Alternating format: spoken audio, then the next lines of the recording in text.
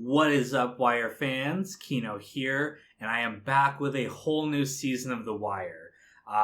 It's so great to be back in this show again. I This is the second time I'm recording this, by the way. I recorded a whole 10-minute video, checked the footage, and I just realized I didn't have my microphone turned on. So excuse me if I'm seeming a little out of it right now, but I'm trying to remember the things I said in the last take. But basically, I'm so excited to be back reviewing another season of The Wire. This show has just been fantastic. I've been loving every single season we've been doing so far. And I can't thank you guys enough for pushing me to review this and giving me the opportunity to share it with all of you. Really is one of the best shows I've ever seen, right up there with The Sopranos. And of course, with a new season comes a new title sequence. And so this one is interesting. This one, I couldn't tell necessarily if it was a woman singing or if it was a younger person, a kid maybe. I can check it out after this, but I think if it was a kid doing it, it would be interesting because this season seems to be focused on the school system. So of course, each season we've gotten a look at a different part of Baltimore. And this one we're focusing on the school system, which is really great to see because, one of the central themes of the show has been kind of the decay of institutions. We saw that with the police department in the first season. We saw that with the port in the second. And we're seeing that these institutions are kind of crumbling. And of course, the school system is something that almost everywhere in the country is facing kind of similar problems to this. The school system is underfunded. They don't have enough teachers. In this particular urban environment, the kids can be kind of rough. We'll talk a little bit more about that later, but all of this makes it very hard to responsibly take care of these kids. And we're seeing the consequences of that throughout the show. And so we don't get a deep look into the school system this episode. I think we'll get it more in following episodes. But I think that's what we're going to see this season is just that the school system, just like every other organization, really has a hard time of it in Baltimore due to a number of different reasons. And of course, there are parallels between the school system and the police. There's even this great scene that kind of juxtaposes the two of them as they're both organizations are listening to a seminar. So again, we're seeing those parallels there. But right off the bat, one of the cool things about this season is Pryzbylewski he's not a police officer anymore after the unfortunate shooting of an undercover officer last season. And so he's gotten a job as a teacher, basically, kind of because he doesn't have anything else to do. But that's interesting because he was a good cop in the sense that, he wanted to do the right thing and he was really good with numbers. But it seemed like the police wasn't a great fit for him personally. He was, just not cut out for that kind of line of work. And so maybe being a teacher is the right path for him. Maybe he'll be able to use his love of, numbers and, his brain to basically reach these students. I don't think it's going to be an easy journey for him at all, given everything we know about Baltimore and the school system. But it will be interesting to see where he goes this season. And beyond just that, we're also getting a look at some new characters, this group of kids. The episode's called The Boys of Summer, which is a great song, both the original version and there's a cover version by this band. I think it's called the Ataris. Really love that song. But regardless, the title, of course, refers to this group of boys. It's their summer vacation before school starts. And, we're getting a look at the young child perspective. When we've seen kids in this show before this, they've usually been hoppers, working for the drug dealers. And we're kind of, just assuming they're like, oh, yeah, these are bad kids, they're hoodlums, they're doing bad stuff. But I really like that this group of kids is presented really well. They're They're kind boys. They get into fist fights here or there, and they goof around, but it seems like they have a great heart. There's this one kid, Dookie, who I think is like the poor kid, like kind of like the Kenny of the group. And they kind of pick on him a little bit, just like kids do. But when this other group of boys, beats him up, they rush to his defense and they get into this huge fight. So it's good to see that they have a good heart. And again, I think we're going to see this season how good kids like this end up in bad places, like with the drug dealers. There's a scene where one of the kids, I think his name is Randy, he inadvertently gets a guy killed because some guy paid him to basically get a message and have this guy meet him at the park. This guy killed Fruit, by the way, which I was glad about. I didn't like Fruit.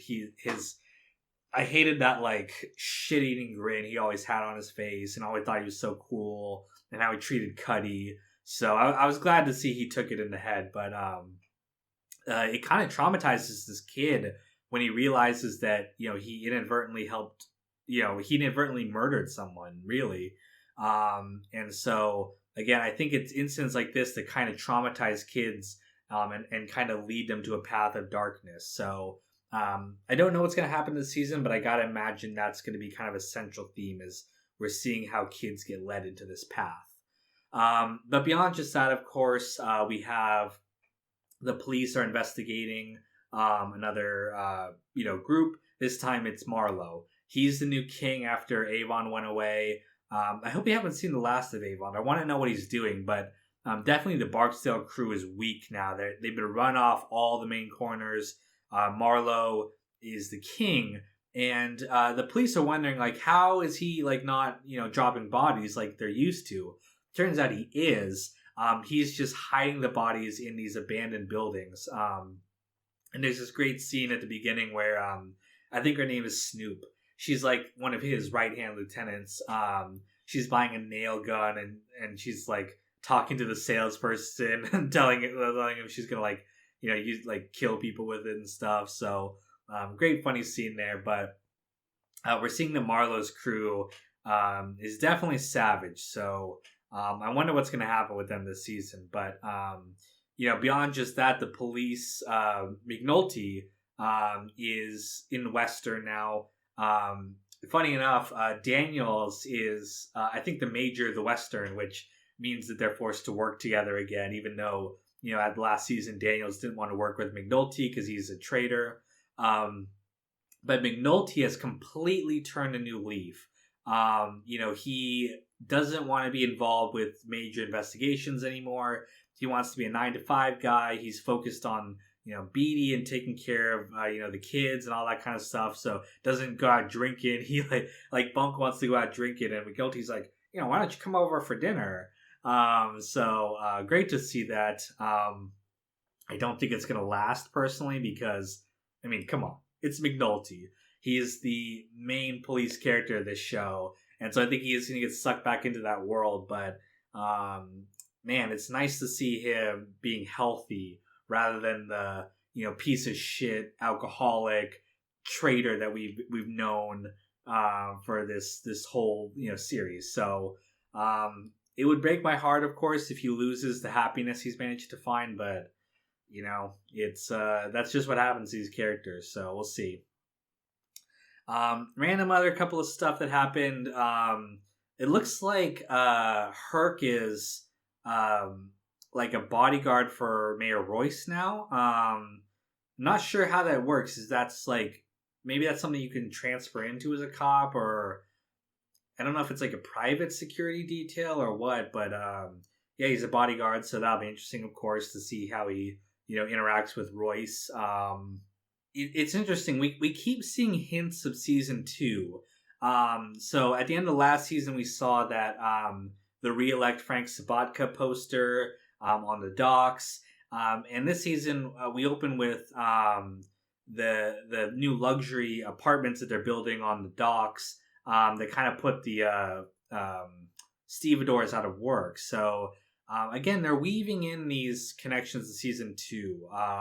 I'm hoping that they bring it back, because season 2, like I said, has been kind of the weak point just because it feels so far more disconnected. I still love the themes of it, but I would love it if they bring it back, and I think they will. People have been kind of subtly hinting in the comments that that season 2 is actually important. So we'll see where that goes. But really interesting start to the season. I cannot wait to see where they go with the themes and storylines of the school system. Oh, and just the last thing, of course, is Carcetti. He's running for mayor. Things are not going so well for him, partially because he's kind of being a baby about it, to be honest. He, in the last season, he was so excited about becoming mayor. He had a plan. He felt like confident about it.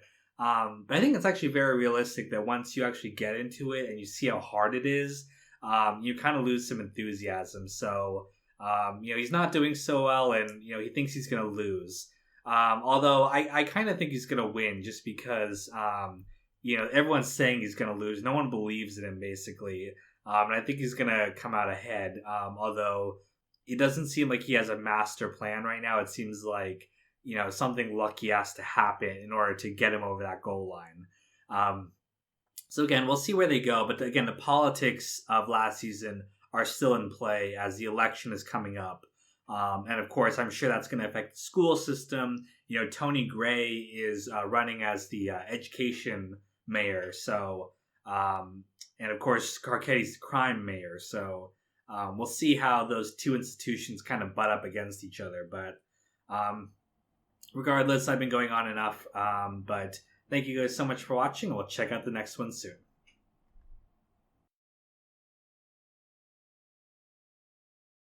What is up, Wire fans? Kino here, and I am back with another episode review. My AC is going off right there, so hopefully you can't hear it too badly. But regardless, we are looking at another episode of The Wire today. Season 4, Episode 2, Soft Eyes, I think that's what it's called. And again, really great episode. I'm really digging this season. I really like the angle of the kids. Usually kids ruin a show when they bring them in there. They're not good, but again, it feels like a breath of fresh air that we're looking at a group who we haven't really looked at is the youth of the of Baltimore City. And of course, this season really feels like a continuation of season 3. A lot of the things that were set up there are really playing out here, especially when it comes to politics. So let's jump into the episode. First thing right off the bat, we have Lester Freeman, who I think he's in charge of the major crimes unit now. I'm not sure exactly, but I don't think Daniels is in charge anymore because he's in charge of all of Western. So I think Freeman's in charge, but regardless, he's made the decision to serve up subpoenas for all the different people involved with taking money from the Barksdale crew. So we have Senator Clay Davis, we have Andy Crisato, whatever, the developer, and all of these people are in like high prominent positions, and this really worries the DA lady, Perlman, who obviously she works for some of these people and they could screw with her career. And it's definitely a situation like in season 1 when McNulty's yelling at her, where it's like, if only people like, stopped playing politics and started actually trying to do their job, this city would be way better off. So we see Freeman taking advantage of the election because the politicians can't fuck with him as much because they don't want to look bad in front of the electing people. So it's interesting to see how this is going to play out. I'm really hoping Clay Davis gets taken down because that guy is shady as fuck. He talks in like this really like stereotypical black accent when he's like she and other stuff like that, which is really funny. Like it's very exaggerated, which is pretty funny coming from a state senator. But I'm wondering, is this where that comes from? That I don't know, that meme of like saying oh shit. I wonder if it's coming from this or something else. But it almost feels like a parody of, that kind of accent. But regardless, he's a funny character at times, but definitely corrupt. And we're seeing Royce is also, we knew he was corrupt from the beginning. Focused on just his, what's good for him, not good for Baltimore. He gets caught getting a blowjob by Herc, who. So I guess this is a regular police detail, which is, I guess, being a bodyguard to the mayor. And he's doing it because he wants to move up. And this might help him, although knowing Herc, he might fuck it up somehow. But Royce might help him out just to keep him quiet.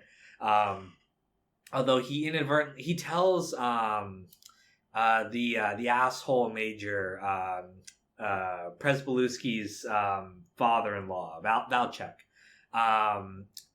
This guy, I really like that they make these characters not just one-dimensional. Like, this guy's not he's an asshole. And he's kind of racist, but at the same time, he's helpful to certain people. So it's not like a universal, like, everyone should hate this guy kind of thing. He's kind of different things to different people. Although I'm wondering if he's only really helping Herc because he's white. Although Carver was the one who introduced Herc to this guy, so I don't know. But the only reason I keep saying he's racist is because last season when Presbolewski was when he shot that black cop, he was talking to the major about it being a black versus white thing. So and I don't know, but regardless, he's shown to have different sides to him. He can be helpful at times too, and he's helping out Tommy Carcetti, which again I'm wondering, is that just because he's white?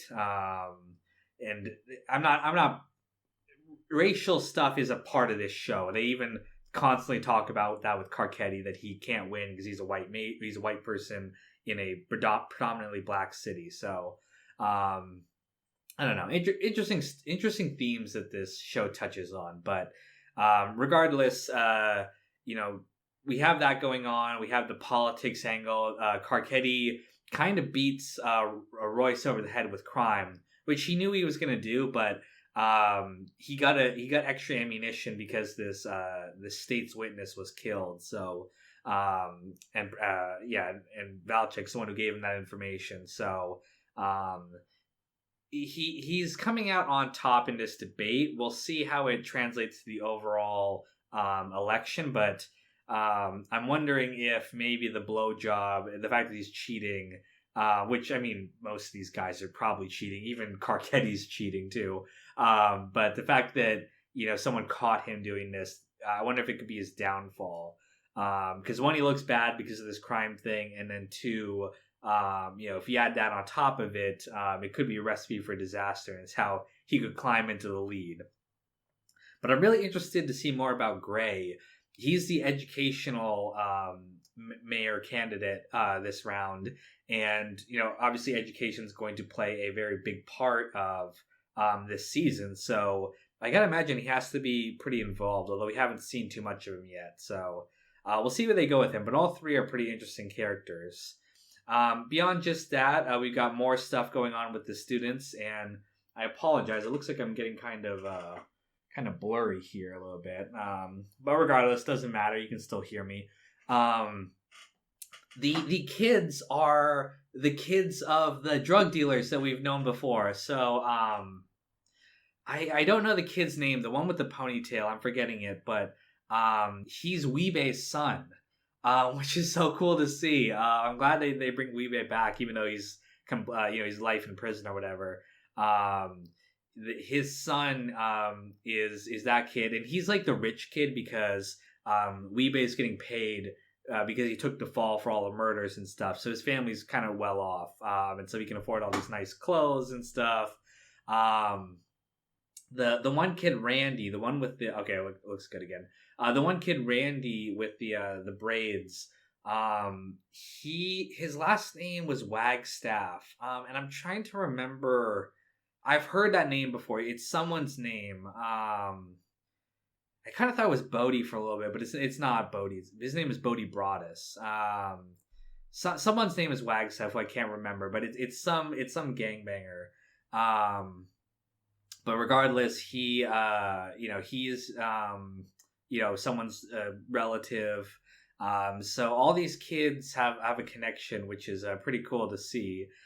Even Bubbles' little new sidekick is going back to school. So and then Presbeluski kind of recognized him when he came into the office. So again, I love how connected the city feels. Like, it really feels like a community where everyone kind of knows each other in weird ways.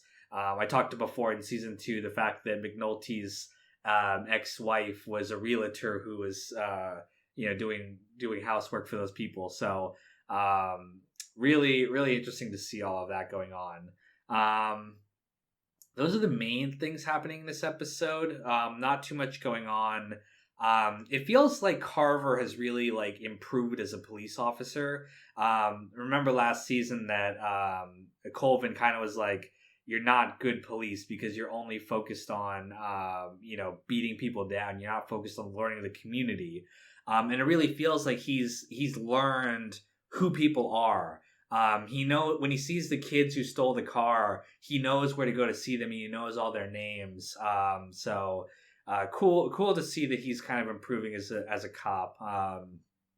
All of these guys I feel like are kind of getting better. I don't really see anyone kind of becoming a shittier person. McNulty for a few seasons, but he's on the upper end, and though I'm wondering to see where he'll go. But yeah, that's pretty much everything that happened in this episode. Really great one, and I want to keep watching. Like I said, I really like these kids, and I want to see where their storyline takes them. So thanks for listening, and we'll check out the next episode soon.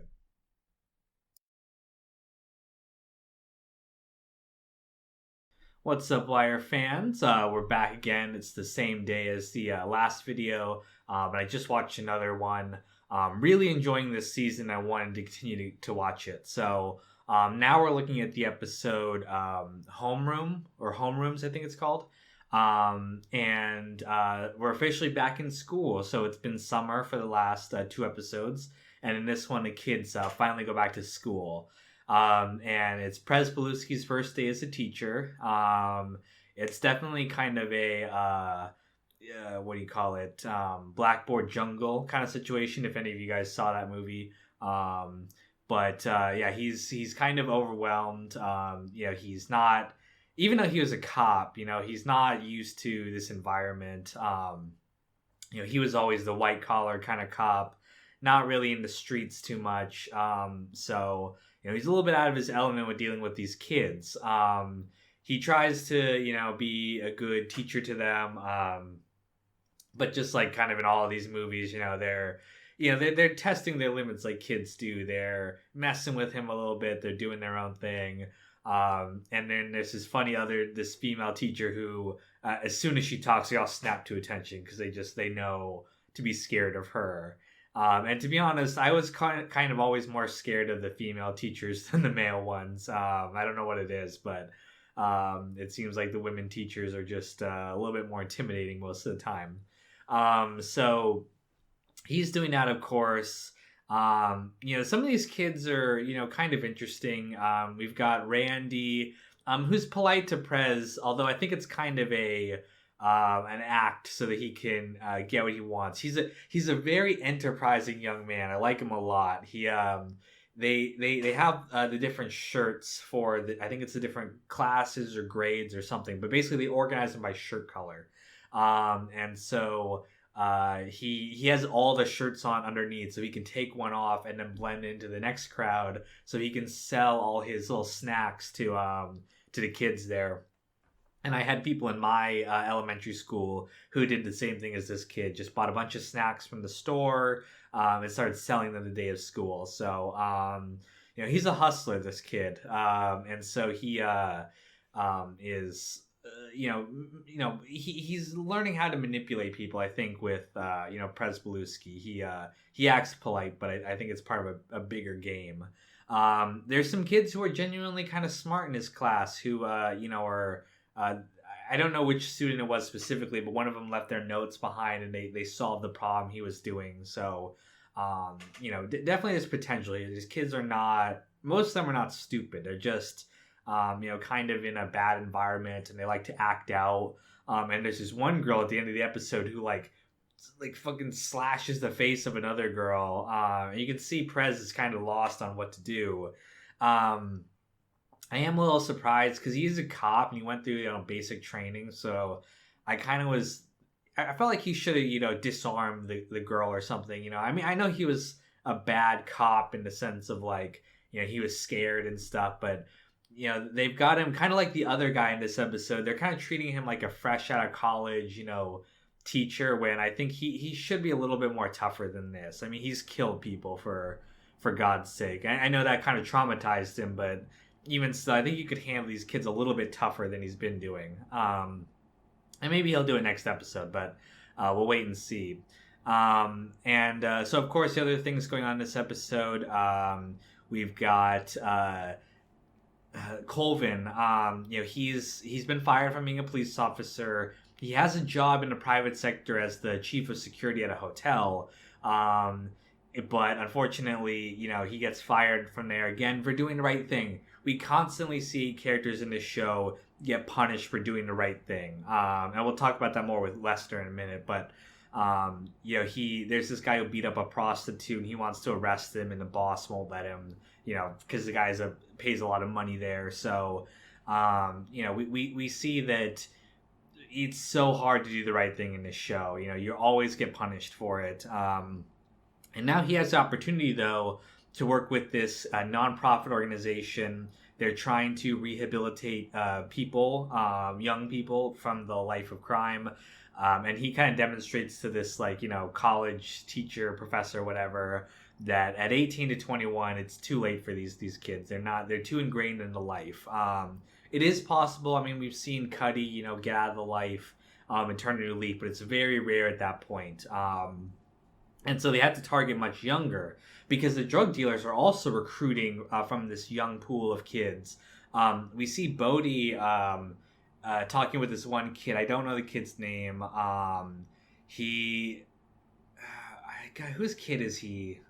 I feel like he's someone's relative too. I don't remember, but it's the kid who's kind of good at boxing, but he doesn't want to box and he doesn't want to take money from Marlo. An interesting kid. They might have shown who he is or whatever, but I can't remember off the top of my head right now. But he tells this kid, like, why do you want to go to school? Come work for me and stuff. So again, we see how the drug dealers prey on these young kids and get them involved in the life and then get them hooked. So definitely not a good thing, but they have to target much younger if they're going to make a difference in this community. And so again, I love the focus on the kids this season. I think it's a very important message that the show is getting across. So beyond just that, we have the police. So Freeman sent out those subpoenas, ruffled a lot of feathers like he knew it would, and so they get a new boss. It wasn't him in charge of the unit. It was some random character who we never saw before who just appeared on screen. But he gets fired, and then they put. Was it Marlo or Marlo? No, it's not Marlo, because that's the drug guy. I think it's Marilo or something like that. But anyway, they put this asshole cop in there who's going to shut everything down. And so all the major crime unit basically dissolves, and they have to go find new places to live. Freeman goes back to homicide. Again, we're seeing, even though Rawls is kind of an asshole most of the time, we see that he takes a moment to be like, hey, aside from this politics bullshit we're doing right now, just know I respect you as a good cop. So again, I like that they humanize even the bad guys, so to speak. And people, I didn't mention this last season, but we saw that he's gay, by the way. We saw him in a gay bar just randomly. Again, it's not an important detail for his character or whatever, but they just happen to show that all these characters have lives outside of just their role in the show. So I think he's in a closet. He probably hasn't told anyone, but so I did notice that, but I just forgot to mention it when that episode popped up. But regardless, Kima's looking for a new place as well. I wonder where she'll end up. Maybe back in Narcos. We haven't really seen that unit since they all left to form their own thing. So I'm wondering how she'll turn out. But regardless, we've got that going on. Herc is getting a promotion probably because he witnessed the blowjob. It's so funny. There's a scene in this where he's like knocking on the door, and then Royce is like, "Come in," and then he knocks again. He's like, "Are you coming in or what?" But he just didn't want to walk in on him again, as if this guy would get caught twice. But really funny, and I don't know. I wonder what's gonna work out with him because I feel like it's gonna go wrong. Knowing Herc, he might screw it up somehow. Um, but we got that going on. Omar is with a new boyfriend. I'm wondering what happened to the other guy. Maybe they just broke up because he ratted on him. Although he ratted under torture, so I was like, wait, I mean, it's not really betrayal, right? I mean, the truth is, like, as stoic as people like to pretend they are, if someone's beating the shit out of you, you are probably going to give in eventually. Like, that's just kind of how humans are. So, maybe Omar felt betrayed, or I don't know, maybe they just broke up for whatever reasons. But he has a new Spanish boyfriend, and they go out in this episode and they steal some more drugs. I'm wondering. I think he's robbing Marlowe's people. I think that's I couldn't really tell, but I think that's who it is. And of course, Marlowe is the new king now that Avon's gone. So we'll see where they go with that. But yeah, I think he might run into conflict with Marlowe, and I definitely would love it if he could take Marlowe out because Marlowe's pretty arrogant as a young up and comer. Although he has a crew of hitters with him, so we'll see what happens. He's got that little girl Snoop, who I want to see more of because she's a funny character. I like her. I like the way she talks and everything, and like she's like laid back and everything like that. So yeah, really great episode. I've been talking about it for a while. I'm sure there's some stuff I missed here, but I'm just thinking about what's gonna happen next and what I want to see. So stay tuned for the next episode coming soon. Bye.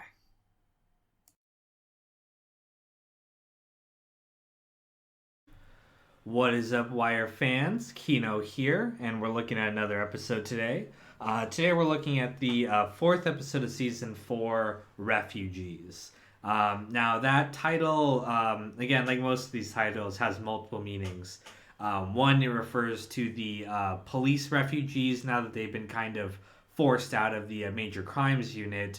But I think it also really refers to a lot of these kids who don't really have a home and don't have a place in the world. And we're seeing how that ends up with the kids, going into a life of crime.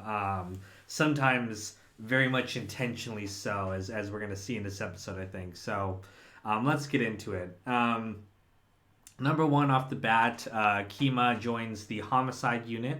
So I was wondering where she was going to end up. Rawls was last episode was saying like he'll look for a unit for her or something. So I didn't think she was going to join homicide, but it turns out she is. And they mess with her. They pull pranks on her. Homicide has always been this unit that it's not that they don't do good work. They do, but it's like they're not as focused as the major crimes unit was. And that's you can see that with the interaction between Freeman and Bunk. When Bunk after work, all he's thinking about is getting laid and getting drunk, and Freeman's just focused on Marlowe. He's still obsessed. He's like, where are the bodies? He must be hiding them. And of course, we've seen all the way from the first episode. He's hiding them in the abandoned buildings. And again, I really love that in this show, information is very slow to travel to everyone.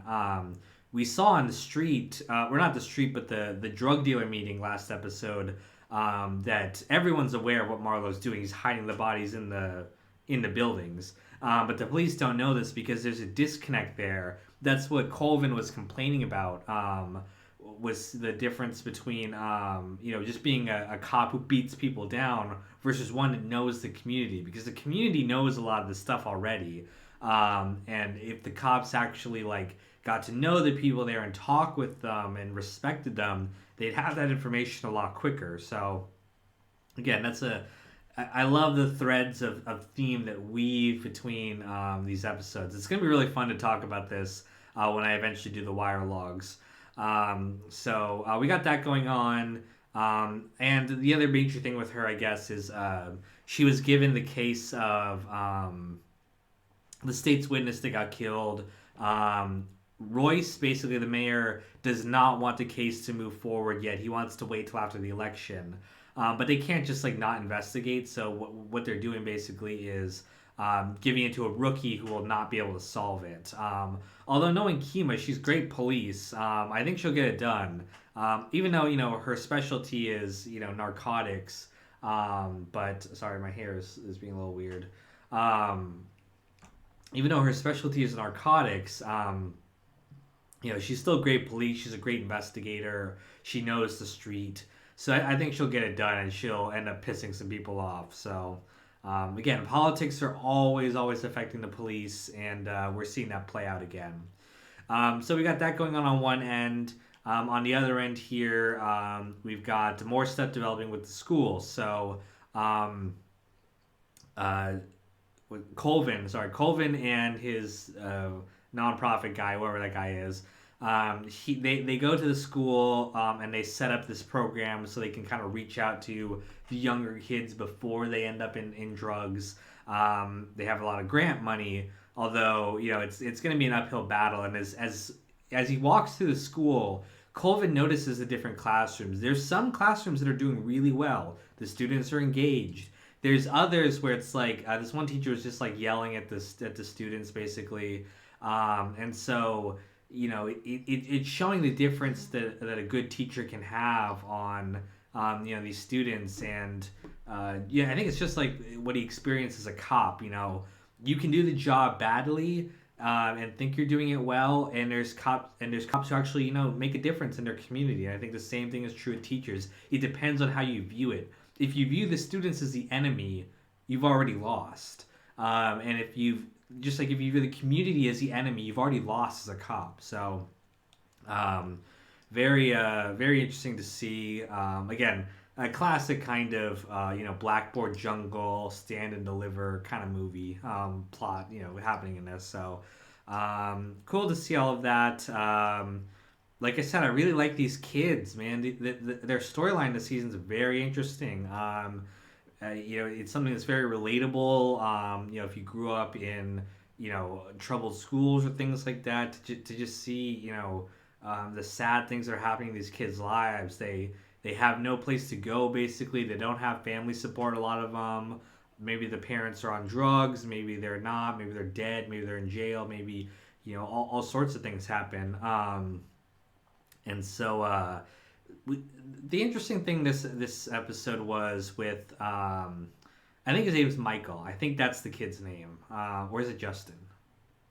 No, Michael. The one who didn't want to box. Although the one that the drug dealers are interested in him now because he's got potential. I'm not sure what's going on with this kid. So he takes care of his brother. Makes sure he goes to school and does his homework. Good kid, cares about his family. His parents seem like there's something wrong with them. Like he doesn't like them. Maybe they're abusive, whatever, we don't know, or just neglectful.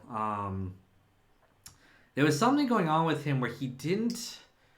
I couldn't quite tell what it was. So he kind of was distant with the coach, with Cuddy, or Dennis as he prefers to be called now.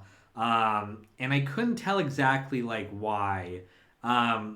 It's either that he didn't want the coach to know where he lived, like because he was ashamed of it, or it kind of seemed like maybe he didn't want to be alone with him. And I'm wondering if he's like being abused, and that's why he doesn't want to be.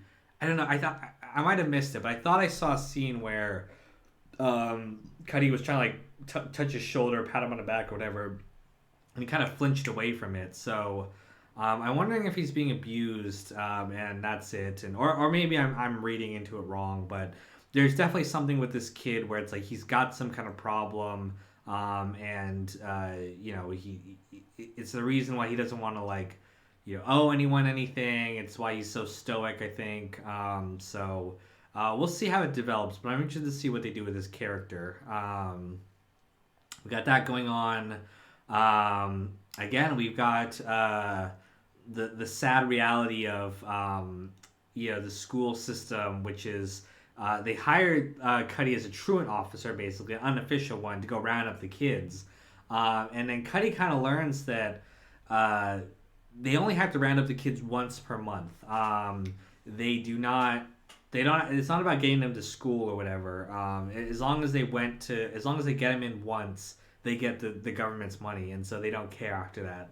And Cuddy's like, that bothers him because he's like, school is school. We should be taking these kids to school regardless of what they do. But the other guy's like, no, no, no. As long as we get them in once, that's what matters, and let's focus on the other ones and make some money here. So again, we're seeing the sad failure of these systems to actually deal with people, and it's why someone like Carcetti and Gray. Although again, I want to see more of Gray. I want to know what he's planning on doing. Even though I don't think he's gonna win, I think it's gonna be Carcetti because in this episode he reaches out to these. I think they're ministers. I think that's what it is. But he reaches out to them and is like, "Hey, I know you're not gonna vote for me. I know I haven't even earned it." But if I get elected, I still want to work with you, so you can still always come to me with your issues. And that earned him a lot of respect, I think, with that group, compared to Royce, who we saw, who last episode, he's like, anyone who doesn't endorse me or works with me gets shut out of politics next year. So again, we can see why people hate Royce.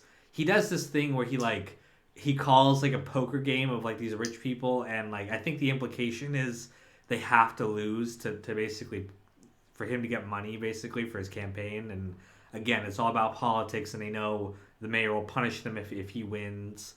Again, we're seeing why people hate Royce, and I hate Royce too. But I'm hoping Carcetti wins. And again, the last thing, I know I keep saying that, but the last thing was Omar robs the card game that Marlo is at and steals his money. It's set up by Prop Joe because I think Marlo refused to join his organization. Basically he gets revenge against Marlo by sending Omar against him. But Marlo, he's so arrogant. And he fucking kills the guard who just wasn't even getting in his face, was just just talking back to him. Stringer and Avon would never have done that. So we're seeing just how fucking arrogant this Marlo kid is, and I really hope he gets what's coming to him. And I hope Omar gives it to him. And I hope he doesn't kill Omar. But yeah, this kid he's going too far. He thinks he's invincible. He thinks he's a god. It's the arrogance of youth, as Freeman said. I'm hoping they take Marlo down a peg, because you can't do that. You can't just kill civilians for no reason like that just because he can. He thinks he can do whatever he wants. Really hoping he gets what's coming to him. But that is the episode. Thank you guys for watching, and we'll check out the next one soon.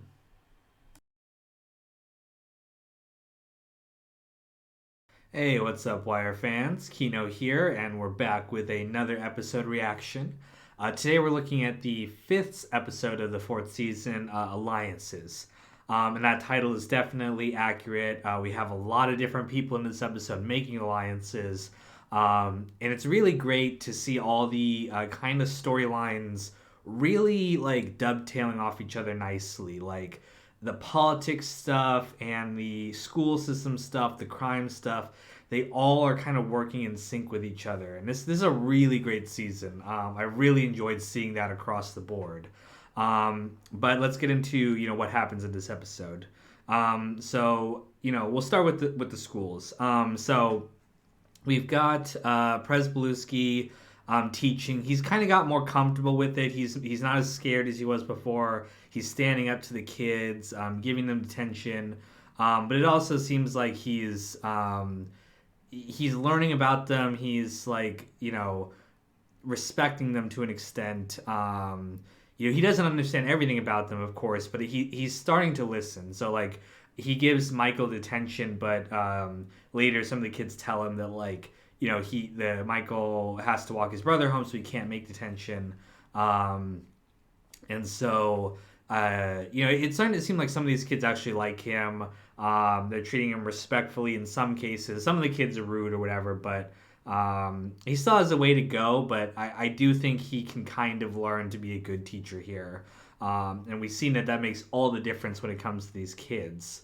Beyond just that, we've got Burrells and Colvin moving kind of like one little piece at a time. Basically, in this episode, they decide to kind of split off the corner kids from the stoop kids. So basically, the corner kids are the troublemakers, and they're going to try to like move them to a different class where they can get kind of special attention there.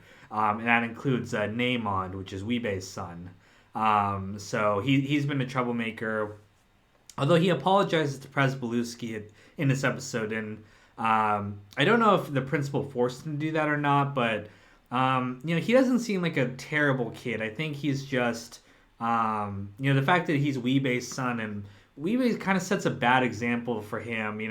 When the mom's out of the room, he's like, "Yeah, it's okay that you're, messing around and school's not for you or whatever," and I'm just like, come on, man, you're serving life in prison here. And I get it, it's the streets. It's like, this is, what else is he really gonna do? But you would think that you would kind of encourage your kid not to necessarily follow your footsteps when you're, life in prison. So whatever. But we've got that going on here. The kids have a kind of Stand By Me moment, or a Goonies kind of moment where they go into this house looking for a dead body. Kind of like I said, kind of like similar to those kind of movies, but much darker in this case because it's a murder in the urban city. So they were thinking it was a very kid kind of moment where they were kind of trading legends about what's happening. They were saying Chris Partlow, Marlowe's right hand man, was turning them into zombies. Very like urban legend, kind of reminded me a little bit of Hey Arnold, like the stories that like Gerald would tell of like the myths of the city. Kind of a much darker version of Hey Arnold, but still pretty interesting. But again, these kids seem very realistic. They obviously did a lot of research. I'm not specifically from this environment, but they just kind of behave like kids behave, and it was really great to see that. So kudos to the writers there. But we've got that going on, and we also got stuff going on with the politics. So I love the politics angle. I don't usually like those in TV shows and movies. They're kind of boring a lot of the time. But this one, the changing alliances and all that kind of stuff is very interesting, and it's very kind of easy to follow. So last episode, or maybe it was a previous one, but at the debate, Carcetti was kind of nailing Royce because of the crime, and the state witness got killed. And so Royce told the mayor to slow it down, Royce told the police commissioner to slow it down. And so the police commissioner, Burrells, reassigned the veteran detective to Kima. But that got leaked because, of course, it does. All these cops are like trying to gain favor with Carcetti. One, because he's white. That's definitely a part of it for some of these guys. But beyond just that, I mean, they even say that in this episode. But beyond just that, people don't like Royce. He's an asshole. He's entrenched. Like he's like a tyrant. And there's a lot of them want some new blood. In the police department, and they want to move up, of course. Like Rawls is kind of trying to step over Burrells. I think Valchek wants to be promoted too. So politics is definitely a part of it, but they're feeding him information to kind of take down Royce so they can move up too. So Royce leaks this information. The police lie back. It's tit for tat politics, lies, the media, and at the end of it. Watkins, the delegate in the wheelchair, he's pissed off at Royce, so he breaks off with him. He's like, I'm done with this man. And then Carcetti, he gets the information from Rawls, and there's this really funny scene where they're like, wait till he turns the corner, and then they dash to the car to get to Watkins first, because if they get his endorsement, he might have this. I think he's going to win. Definitely Royce is just too arrogant, thinks he can do whatever the hell he wants, treats people badly. But Carcetti is very genuine. He's a liar, of course, because we saw how he treated Tony Gray, but he's genuine when he approaches him, and he's like, hey, I'm gonna need you regardless. Like I'm the weaker party here, and it's much different than Royce's kind of top down. If you go against me, I'm gonna you're gonna get the cold shoulder next year. So yeah, I think people are just ready for a change. I think Carcetti, I think has this. So I think the elections coming up or the primaries coming up. I'm not sure how that works for like okay maybe they're all in the same political party and it's the primary and then they run against like Republicans versus I'm not sure how it works for mayor elections but I'm hoping we get the elections soon because I want to see who wins but it might happen at the end of the season who knows but yeah I think Royce is kind of dead in the water but anything could change of course so we have that going on and then of course we've got stuff going on with Marlowe. God damn, his soldiers are fucking psychopaths killing civilians.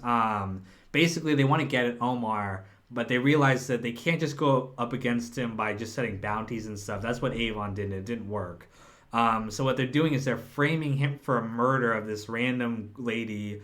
Fuck, I hate the Marlowe crew. They're assholes. But yeah, basically they're setting him up to take the fall.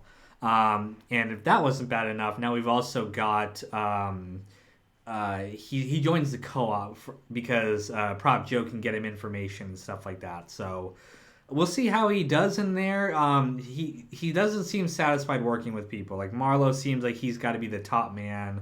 Just got that arrogance, that youth. So I think it could turn badly with him in the co-op, but we'll see how it goes. But of course. We've got Detective Marillo, is that his name? The new guy in charge of major crimes, fucking up the Stanfield investigation. He's like, they have weeks-old warrants that the stash houses are gone, everyone's gone, and he just can't understand it. These cops these criminals are smarter than them now. They have to change up the tactics. So, they try videotaping Marlowe, but of course he's one step ahead of them, like, all these criminals are. So, it's basically major crimes is dead in the water too. So even Daniels knows that, and he's now in charge of all of Western. So yeah, we'll see what happens here. But definitely the politics and the school are definitely dominating things. The crime angle. Of course, they're going after. I should mention the Stanfield crew is going after Michael some more. Really tragic to see because he seems like such a good kid, but he might get lured into this life. And goddamn, if there was one crew I wouldn't want him to get involved with, it's the Stanfield crew. Man, those guys are animals. But yeah, we'll see how it goes. But that's everything I had to say, and I'm probably gonna watch another one pretty soon here because man, this season is so good. All right, I'll talk to you guys soon.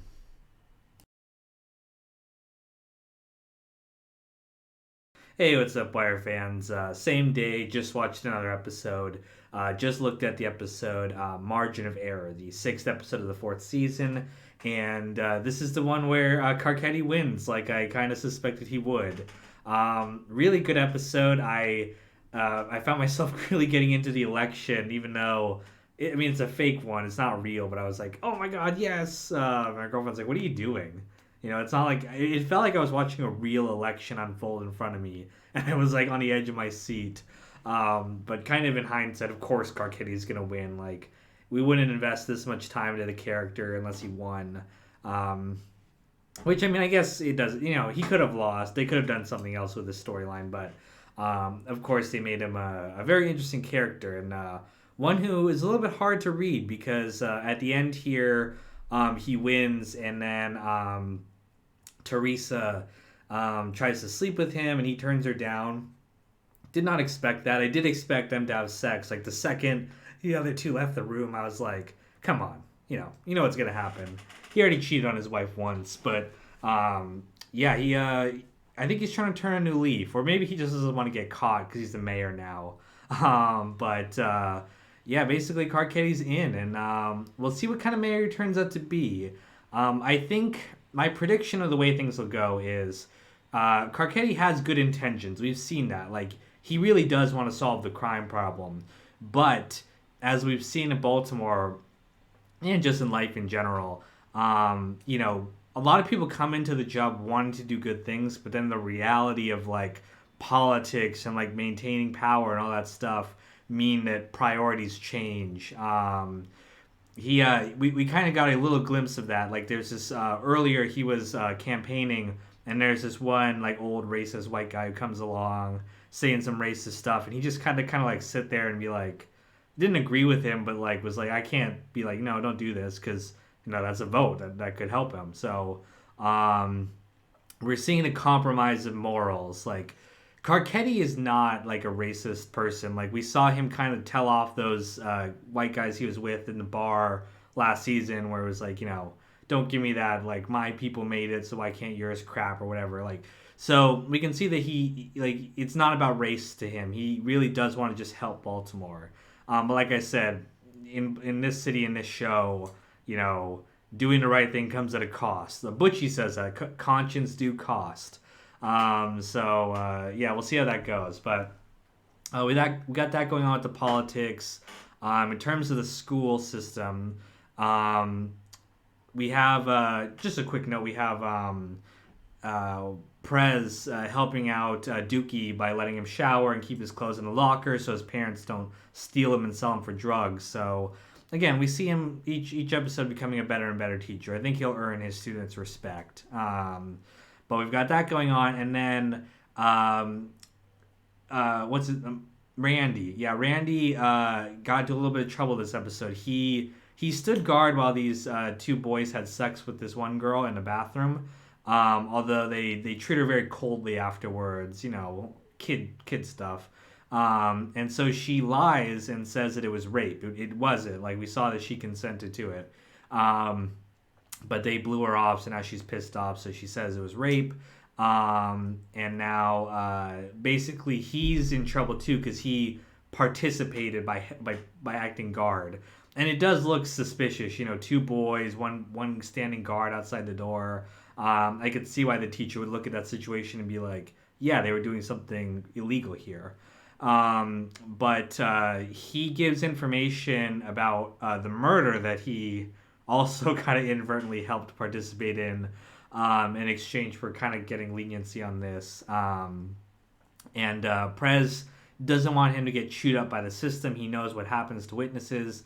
So he gets Carver to help out. And again, we're seeing how much Carver has evolved as a police officer. He's involved with his community. He understands them, and he's treating this kid with respect. So, gonna try to protect him, but also trying to get to the bottom of this murder. It's the one that, it's technically not the same one, but it connects to the murder that Bunk is investigating. So, we'll see if this is Marlowe's downfall. Although he seems pretty insulated. The cops are trying to get him because they messed up their search warrants last episode. So they do this like borderline illegal thing, I think, which is they're filming him just out in the open. But he's aware of it because he's got guys everywhere, and he leads them astray. So he goes to the train station, just helps this random woman with their bags, and they get both arrested. I don't know what his plan was per se. Was he just trying to demonstrate to them that he's smarter than them and he knows? Or was he trying to like divert their attention from something else? Not entirely sure what it was, but he was definitely like he was vocally mouthing the words so they would know what he was doing. So I'm not sure what his plan was, but that's one aspect going on. The other thing going on is his plan to have Omar arrested works. They arrest him, they throw him in the holding cell, and like all the criminals in there want to kill him because he's made his living robbing all of them. So he expects that one of them is going to come after him, although the one that we see come after him is actually a guy that Butchie hired to protect him, basically. So we'll see what happens. I don't think Omar's going to die here, although you might be like, no, Kino, he does, like, because you've seen the show. I don't know, but I think he's going to come out on top. At least I hope he does. I really want Marlowe to get taken down. And maybe it's the investigation. This might be the thing that brings McNulty back into the mix, because he's been gone this whole season. But, he knows Omar. He knows Omar wouldn't do this. Omar doesn't put his gun on no civilians. So, yeah, I'm thinking he might come out of his, you know, just being healthy, 9 to 5 shit to help Omar and solve this murder. So we'll see, but I'd love to see McNulty back in the mix in some way. I hope he doesn't fall off the bandwagon and go too far the other end, because I love that he's healthy and being with Beatty now. I think that's her name, right? Beatty or Birdie. You guys have pointed out I'm terrible with names. It's hard for me to keep. There's 100 fucking name characters on the show, but I do like that he's a family man now. But we have that going on. The police, pretty much everything that went on this episode. Unless I'm forgetting something, but the last major thing I guess is they have what's his name? Naaman Weebay's son. They have him selling drugs. So Brianna cut their family off from the money because the Barksdale organization's not making any more now that Avon's away and their drug game has collapsed. She doesn't want anything to do with Avon because she knows now that he kind of turned a blind eye to killing her son. And so yeah, they're on their own. And the mom, who's a terrible mother by the way, is used to her life of luxury, and she wants it to continue. So she's having her son start to sell drugs, which it's not good parenting there. And even though he's kind of like, he's like a normal kid, he doesn't want to do school. He wants to be a baller or whatever. I don't know if he's ready to enter the game. He's been kind of sheltered. He's definitely not a young Bodie, or he's been spoiled. He's always had money. He's not really had to suffer or anything. So, yeah, this could be a bad thing for him, or definitely is a bad thing for him, but could end badly. So we'll see where they go with that. But yeah, like I said, really great episode. We can't wait to watch the next one, and we'll talk about it soon. So see you guys then.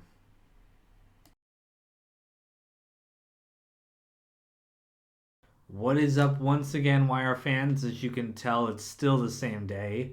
Part of it is just the fact that I don't really have anything to do tonight, and so I just decided to watch some episodes. And the other part of it is that I just genuinely love this season. And I want to keep watching it. This episode is Unto Others, I think it's called. It is basically the title is a reference, of course, to the golden rule: do unto others as you would have them do unto you.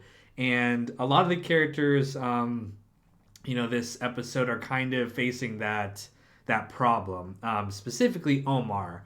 So Omar's in prison, and all the guys in there want to kill him. He knows that, so he tapes some books to himself, and so he's able to block the stab wound there. But very brutally stabs the guy back in the ass. It's like, oh man, that god damn, that was hurt.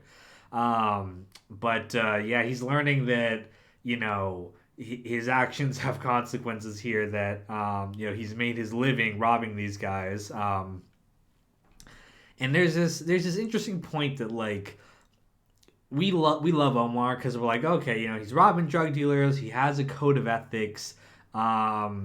He seems like a good guy, although he is still a murderer. He's killed people who arguably deserve it. But as Bunk said, that's why Bunk wasn't at first super interested in helping Omar, because he's like, even if you didn't kill this woman, you killed other people.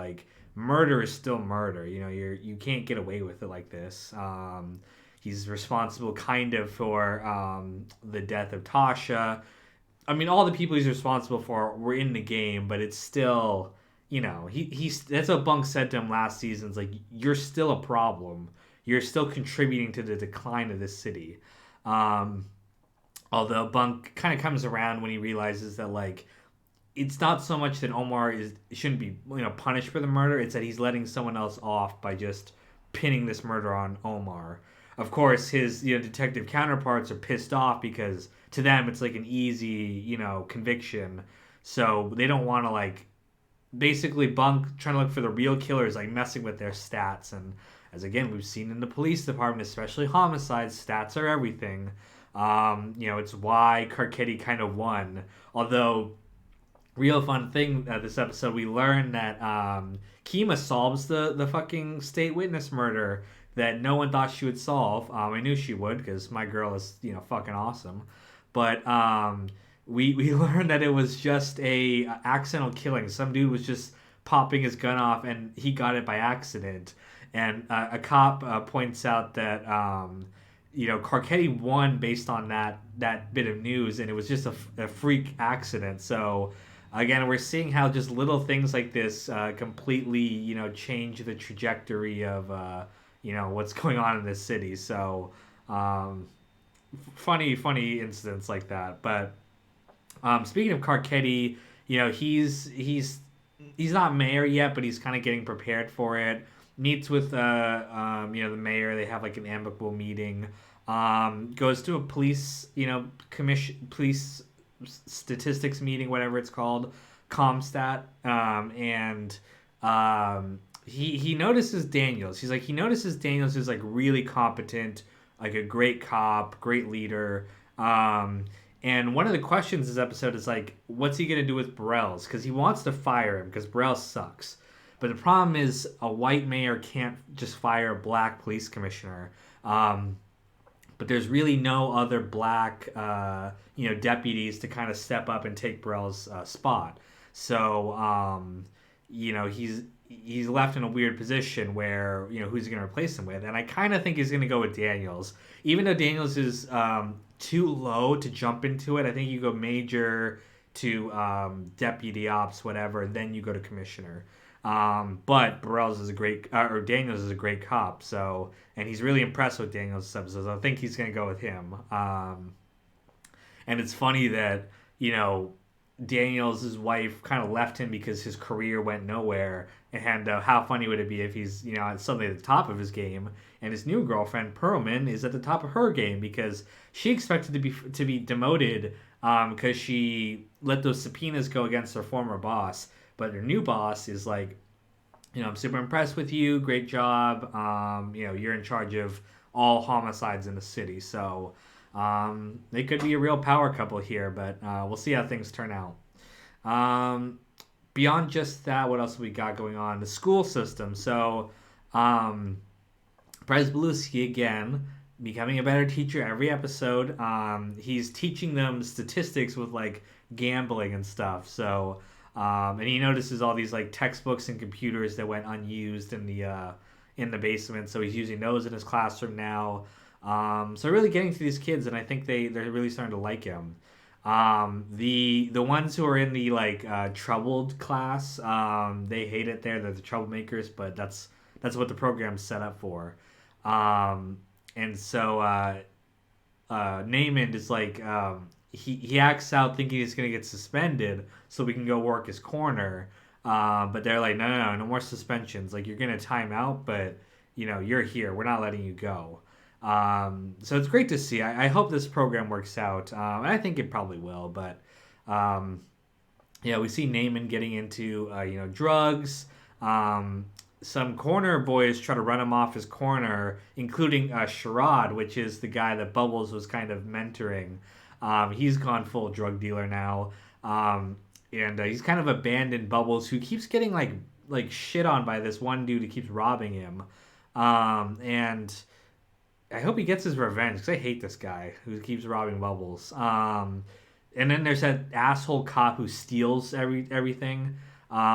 He stole the ring from Omar, who, to be fair, stole it from Marlo, who stole it from the other guy, but still. I wonder if the ring will get stolen again from another person. That'd be interesting. But then he steals some DVDs and stuff from Bubbles, and it's like, God, the city's so corrupt. But maybe Tommy can save it all. We'll see. But yeah, that's really not as big a development as obviously last episode, but still a great one. A lot of interesting stuff happened, and yeah, well, let's check out the next one probably tonight too. So I'll see you guys soon.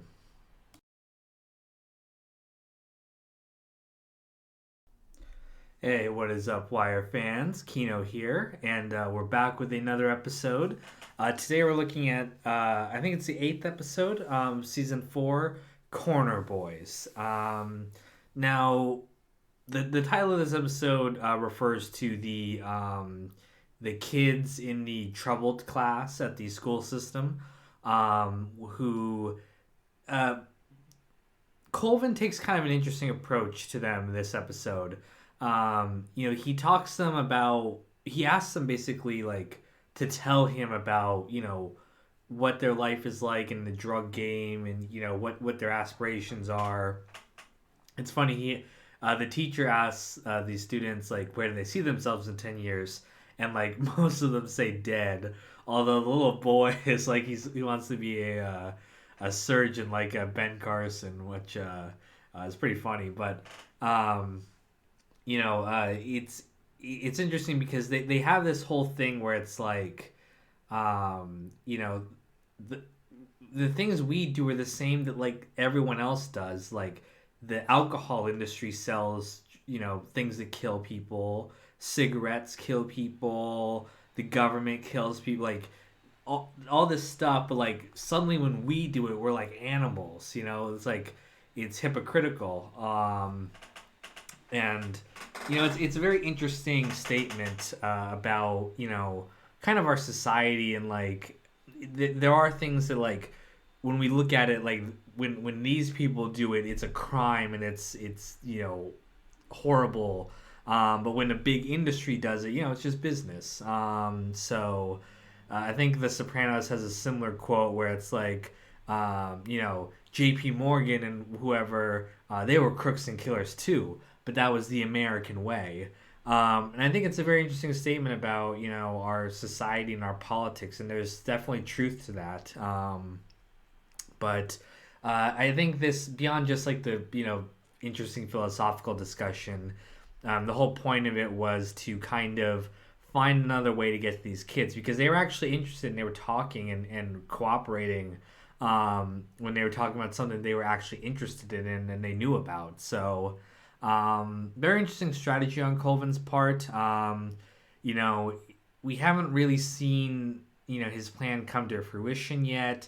He was he was probably the major character of season three, but now he's kind of taken like the background this season to some other characters. But yeah, it's interesting to see the impact he's going to have on the school system, which we see Carcetti basically say that he's not going to touch because it'll he thinks that like the problems, if he tries to fix the school system, all the problems will be blamed on him. So again, we see politicians passing the buck all the time. Even Carcetti, who does seem genuinely interested in fixing the problems of the police department, is totally neglecting the school system, which is part of it. Like we see how the kids start here getting onto the corner. Like Naaman's got like a fucking like 8-year old working for him. So definitely I don't want to like discount the schools. That like it's an important part of fighting the crime problem. So but we've got that going on. We have more politics, like I said, with Carcetti. He's observing the different police units. The detectives are kind of treating him like shit, basically. They don't like him. They don't like him poking their nose in their business. And he sees the waste of basically time and resources that the police department has been doing to kind of fudge up their numbers. He asks different police officers what he should do about this. Rawls wants to be promoted. He wants Burrell's gone. He wants to step up as commissioner. Although Carcetti recognizes Daniels as like, oh no, this guy is like legit. Like he's a good cop and he's actually interested in like making a difference. And he talks to Daniels, and Daniels plays it safe. He doesn't want to like, he doesn't trust Carcetti yet, but he lets him know what he feels about things. And so Carcetti kind of rewards him by recognizing that he's a good cop, and promotes him to be the new colonel in charge of I think homicide, or maybe more than just that, but the homicide leader died, and they had that crazy police wake where they had the body on the pool table. But again, McNulty is like not anywhere in this season yet. I think he'll pop up probably eventually, but um, it was interesting to me to think about it from like a production standpoint. Like I'm pretty sure he's the top billed actor, isn't he, for this season? I don't know the actor's name, but he McNulty's face is on every poster and everything like that. I wonder what that's like of like you know typically movie stars and stuff. A lot of things go into um, being featured prominently, and typically the lead actor. It would be like a season of The Sopranos where Tony's just in the background, and now it's focused on like I don't know the other characters, but you would typically think that like you wouldn't your main star needs to be very prominent, even if you do something different with his character. So I'm wondering if they just accepted that, if they're like they understood that it's good TV, or was there any kind of like resentment over like, hey, I was like the main star and now I'm barely featured in the episode, or maybe there's another reason. By the way, maybe McNulty was filming something else, like Olivia Wilde had to leave house for a little while because she was filming a movie. A lot that happens to a lot of stars, but I'll do more background research later once I finish the series, but that's just an interesting thought that I had. So we've got that going on. The politics angle is interesting. Bunk basically proves that the witness was lying about Omar, so he's not. So he basically Omar should be free after this because the witness was lying and they were able to prove it. So Bunk's a good cop and he's doing the right thing, getting Omar free, even though technically Omar is a murderer. But it's not just a matter of letting the real criminal go to make an easy conviction. Like that's not the right thing to do as a cop, and he knows that. So great to see that. And then lastly, we've got stuff going on with Marlowe. He's killing those New York guys. I I don't know. I'm wondering why they needed him to because all they did was walk up and shoot him. Like, why can't any of the guys do it? I don't know why they had to get in bed with Marlowe, but I know they want to get him into the co-op to basically unite all of them. But I don't know. I don't know. It just seemed like it seemed like they didn't necessarily need him to just walk up and blast them. But I don't know. Regardless, we also have Herc getting into trouble over losing the camera. He needs to get it back from Marlowe's people. Basically, his meal ticket Royce is gone, so he could potentially get fucked if Marlowe. I keep forgetting his name, Marimo. But if the asshole boss decides to just get rid of him, so he's fucking with Marlowe's people, and I'm wondering. This is just a thought that occurred to me. If Marlowe's people might have him killed, because again, typically, they wouldn't do that, but Marlowe's people, are ruthless and they don't give a shit about stuff like that. So I'm wondering if Herc might go too far and they might just be like, yeah, we'll kill him. Like I'm invincible. We'll see. I don't know if that's gonna happen, but it was something that worried me during this episode. Um, Oh, and then lastly, we've got stuff going on with Michael. Um, Michael's half brother, apparently Bug, the kid he's been taking care of. His father returns, and um, I, I did pick up. I told you guys a few episodes ago that I thought that maybe he was being abused or something because he seemed to have some kind of like not wanting to be around the coach too much, and I'm wondering if it's this guy because he reacted very negatively when he came back, and he freaked out when Bug was alone with him. So um, I'm wondering if this guy like abused him or molested him or something, and that's why he has this kind of almost PTSD. And maybe having this guy back in his life kind of pushes him to join with Marlowe's people.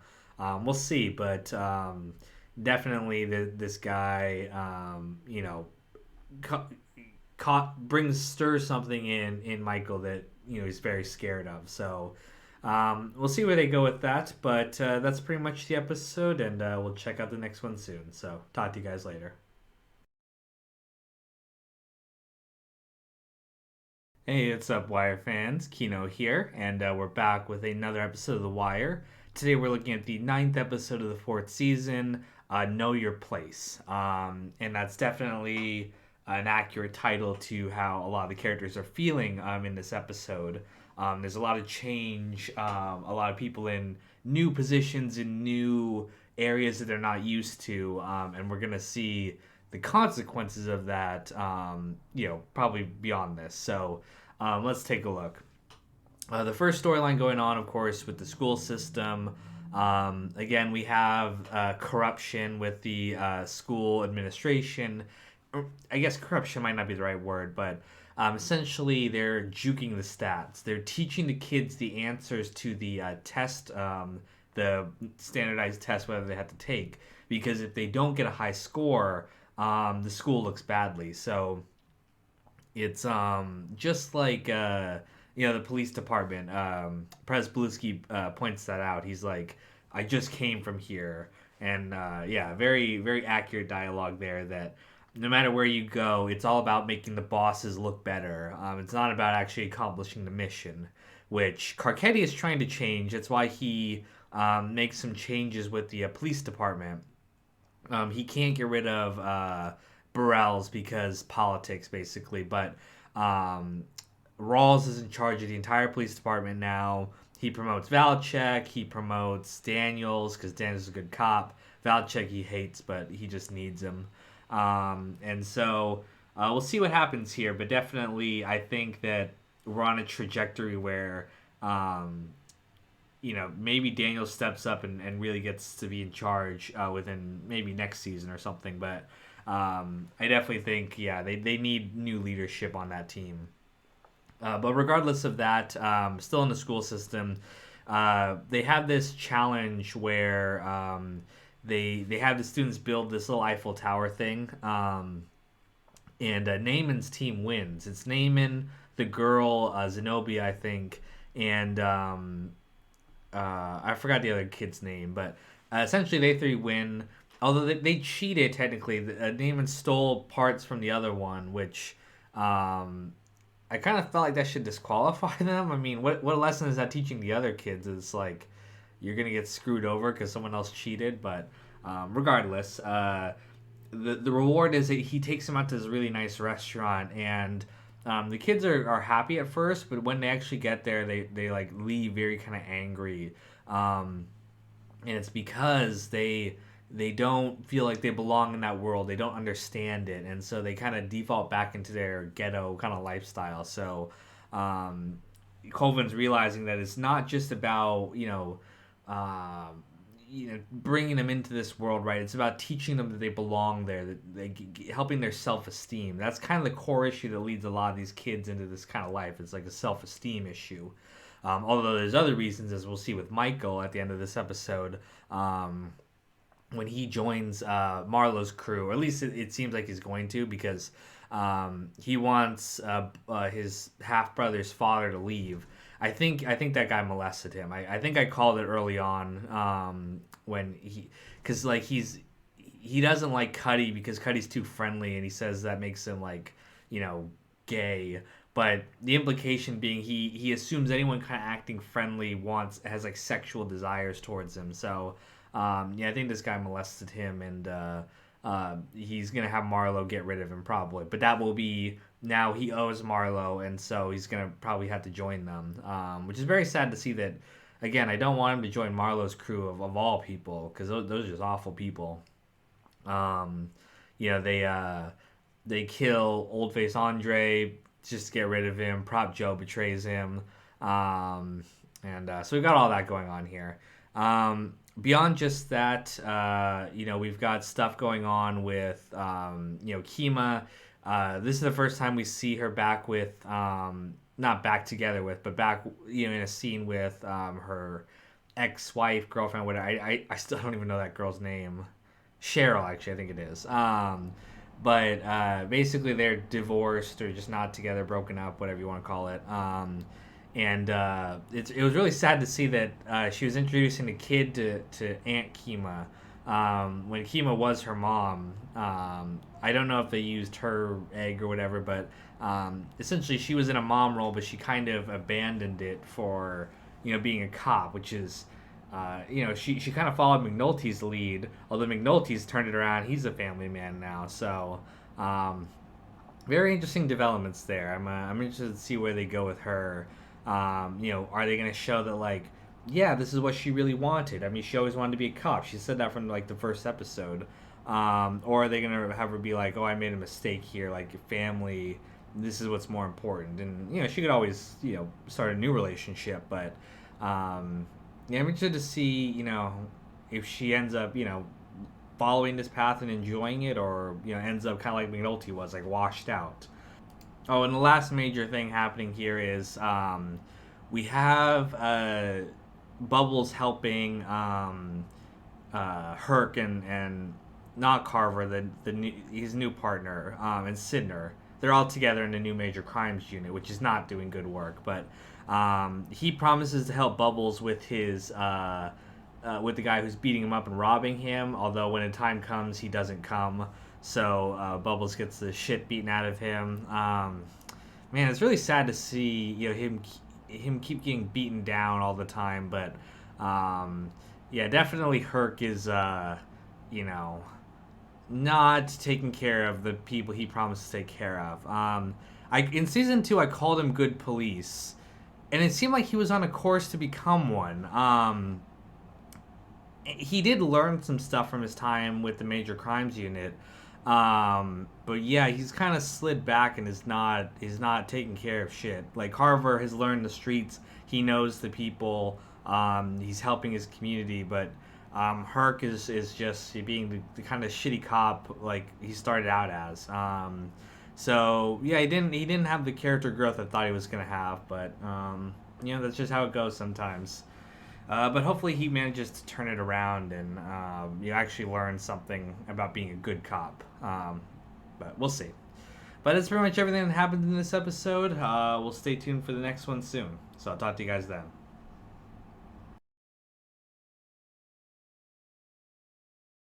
And we're back with another episode.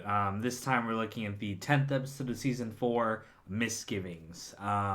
Now we're seeing a little bit more of McNulty, which is nice. Again, he's been really absent this season. We don't see too much of him, but we do get a little bit of things.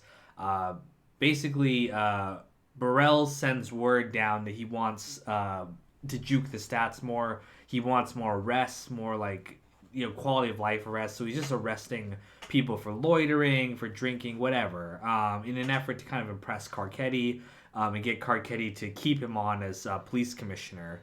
But of course, this isn't what Carcetti wants, and when he learns about it, he's even more pissed off.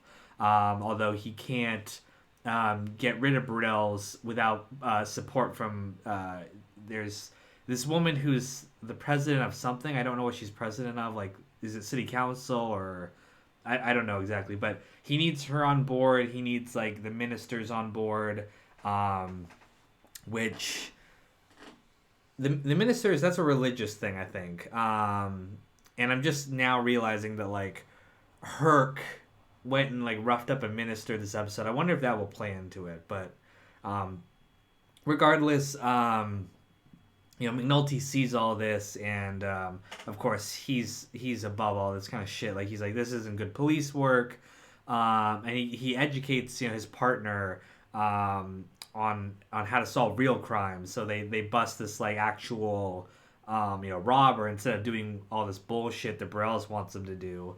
And he lets the guy take credit, and so basically McNulty's he's a veteran cop. He knows what he's doing. Now, at the end of the episode, there's this interesting thing where he and Bunk have their sons out. They're getting like pizza or whatever.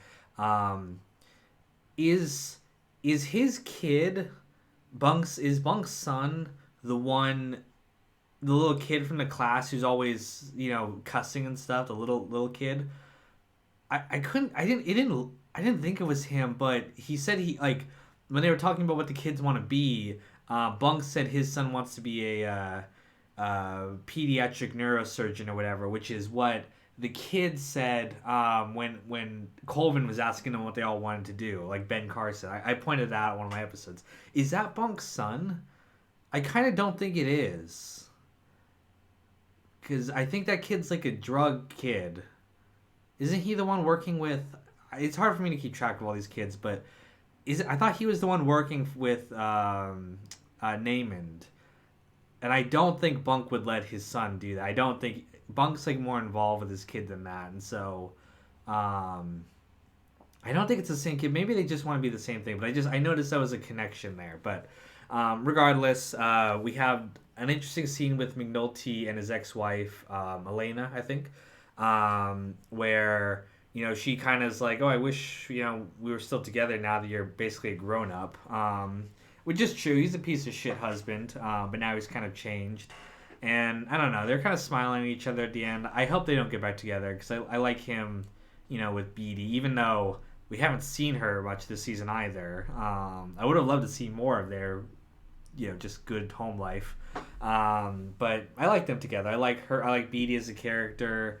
You know, Elena, I think she was justified in leaving McNulty, but I didn't like how she was kind of not stringing him along, but like, you know, she was like, oh, I'll sleep with you, but I'm not gonna like get back together with you. And he was trying to change in that you know, in that season. I don't think he was ready for the real change. He's ready now, but you know, he's got a good thing going on with Beatty. I don't want him to lose that. But we've got that going on. We've got more police stuff. You know, Herc is being Herc, not keeping his word to Bubbles to help him with this guy, and finally Bubbles is fed up with it, and so he gives him like a false tip to go, and he like goes and arrests this minister. And I think this is gonna like fuck him over badly with Marilo, or Marimo. God, I can't remember his name, but he's already on thin ice as it is, and I think I think he's gonna lose his stripes or whatever. Again, I've been disappointed in Herc these last few seasons. Like I said, he seemed to be on a better course than this, but I guess he, you know, just went a different direction, which a lot of characters I think in the show do that. They, you know, they start out good and they end up bad, or you know, they change. It's kind of the title of this episode, Misgivings. You know, everyone is kind of has misgivings with each other, doesn't quite trust each other. We've got that fucking asshole Senator Clay Davis playing both sides again. I never know whose side he's on. Well, I guess I do know whose side he's on. He's on Clay Davis's side, playing both sides of the fence. God, I hate that asshole so much. It's funny they make fun of his accent even in the show. They're always the chief of staff guy was like, "Shit." It's just so funny to me. But we got that going on with politics, got the police. Yeah, it's clear now that Cedric Daniels is on course to basically become police commissioner in 6 months if you know if something doesn't happen. Although we know that, I don't remember exactly if it was disproven or not, but it's implied that he had some dirty dealings when he was in Eastern, because that's just how Eastern works. So maybe Burrells will let that information go in an effort to kind of save himself. So, got that going on. The school system, again, they're doing the same shit, trying to juke the stats, although it looks like the special needs class will stay intact. And we even see, Prez Belusi kind of bucking against the system and teaching them, you know, real math, probability. And the kids love it. You know, they love, learning about that stuff because he teaches them in a fun way. He's turned out to be a great teacher. We have some stuff going on with Naaman, too. He gets arrested for dealing, doesn't want to go into juvenile detention, basically. And so, apologize if you can hear the heater going off, but he doesn't want to go to baby booking because he's scared he's going to get raped or hurt or whatever. And so Colvin does the good thing and he lets him stay with him instead of going to jail. Although his mom, terrible mother, by the way, kind of yells at him afterwards. She's like, "You're scared to go to baby booking? What's wrong with you?" And then she tells Colvin, "Leave my son alone," because she wants her son to basically become a drug dealer to support her. Completely selfish. Hate that woman. But Colvin's trying to do the right thing by these kids. So we'll see. But we also have stuff going on with Marlowe. So one, he kills little Kevin for potentially being a snitch. Doesn't look like he's gonna kill Randy, which I'm glad for. But the killing of little Kevin bothers Bodhi, even though Poot kind of points out that like it's basically the same thing as when they killed Wallace. And of course, Bodhi doesn't want to accept his role in killing Wallace, who, God, I haven't even thought about that since that season, but fuck, man, that was brutal. But we've seen plenty of horrible shit since then. But yeah, it's like you said, the world's getting hotter and people are getting colder. And we see that with the Stanfield organization. They're just so ruthless. And they kill Michael's father on his orders. And yeah, it's implied that he molested Michael. So I was right on that. And it looked like Chris maybe got molested too when he was a kid, because he like brutally takes it out on this guy. So I think he kind of sees the parallels with his own life there. So yeah, it's an interesting development going on here. I think they're gonna get their hooks in Michael. We only have 2 more episodes to go this season, although I imagine the storyline is gonna continue into the 5th and final season, which I don't want it to be over, guys. Like, it's so good. I get really sad when I hear that little refrain at the end of each episode. The that plays. Because man, I don't want these episodes to be over. They're so good. This season in particular, it feels like so much stuff is happening. Versus other seasons. I just don't know. All these characters they're introducing, I do have trouble with keeping track of some of them, but they all feel real. I love the kids. I love the school system plot, the politics. It's all kind of merging together in a really interesting way. Of course, I'd love to see more McNulty and all those guys, but even still, even not counting that, the season just feels fresh. It feels different, and I like it. Like I said, kids could be annoying like in other shows, but they managed to just make them so realistic here. So that's all I have to say. I'm going to check out the next one soon, so talk to you guys then.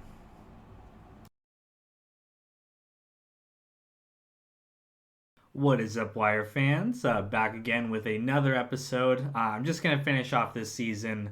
And by the way, when I'm recording these, it's December 31st of 2021. So, you'll probably get this video mid-January, somewhere around there.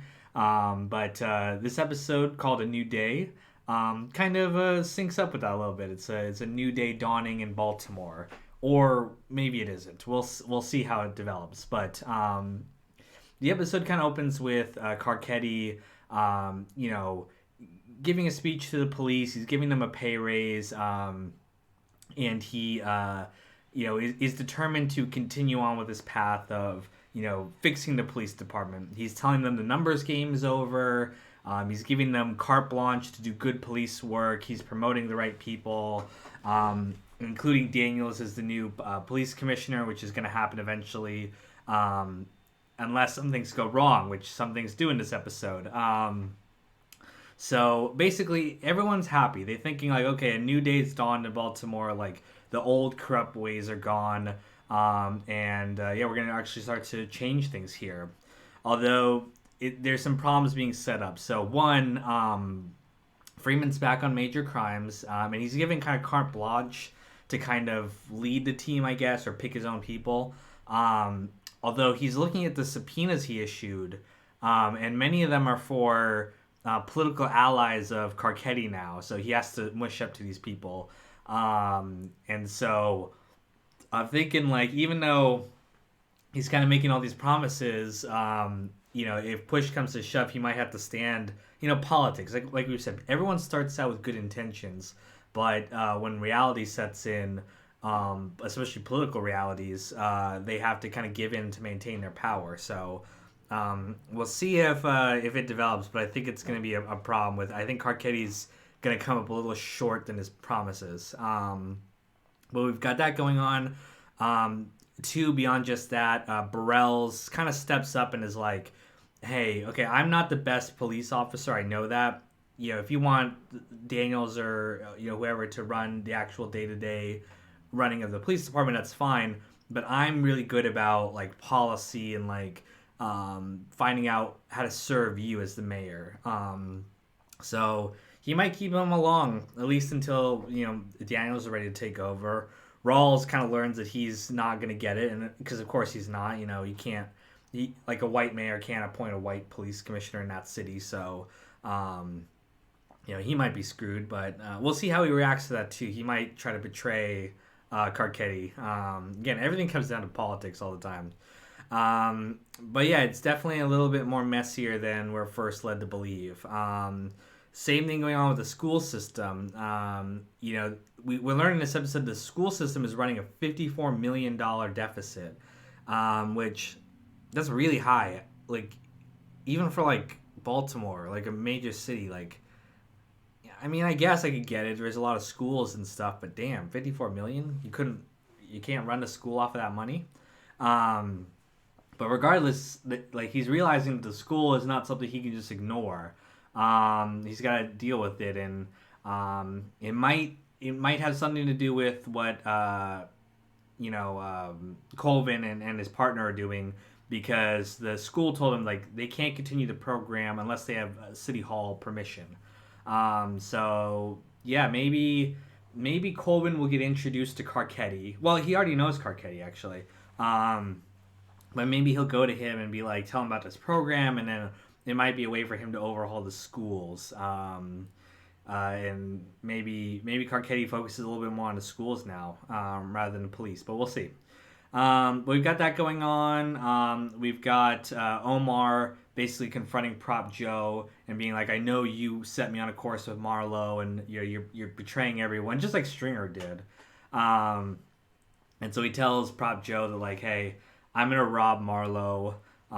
He's not gonna kill Marlowe yet because he promised Bunk no more bodies, which I was like, "Come on, don't make him promise that, Bunk. He's gotta kill Marlowe. He's gotta get rid of these guys. They're assholes."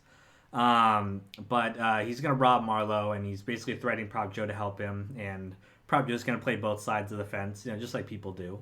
And so yeah, we're set up for a conflict between Marlowe and Omar, and I'm wondering who's gonna come out on top. I feel like Omar will, but given the fact that he came up, on top with Stringer, I don't know if they'll just repeat that, format again. So I'm wondering if maybe, unfortunately, Marlowe might come out the victor just to kind of shake things up. I hope not, because I hate that guy. But and at the end of this episode, Marlowe's kind of threatening Michael and Randy, I think, because basically word got out that Randy's a snitch because fucking Herc's a terrible police officer, and now Randy's in danger. And Michael defended him because he's a great kid. I love Michael. But now Marlowe knows that Michael was defending a snitch, and especially at the end of the episode when Freeman finds where Marlowe's hiding the bodies. And now he's gonna find because they're gonna search all the vacant homes, I'm sure. I think he's gonna be like Randy told them. I think he's gonna try to go after Randy. I hope they don't kill him. Wallace was bad enough when we saw him die, but yeah, it just seems like it's too happy of a. Everyone's so hopeful, and I think it's all gonna come crumbling down. That's what kind of McNulty predicts too. And so, God, I hope they don't kill Randy. We'll see next episode. It's the last one of the season, I think. So we'll see how they deal with that. But man, I could see some trouble on the horizon, and then setting us up for season 5, the last season. I'm not looking forward to that either. But yeah, we'll get through that somehow. Yeah, so those are the major things happening this episode. You know, we'll see how they deal with it in the finale. I really want to watch it right now, but I also am really scared to see what happens. So, but we'll talk about it soon, and I'll check in with you guys once it's done.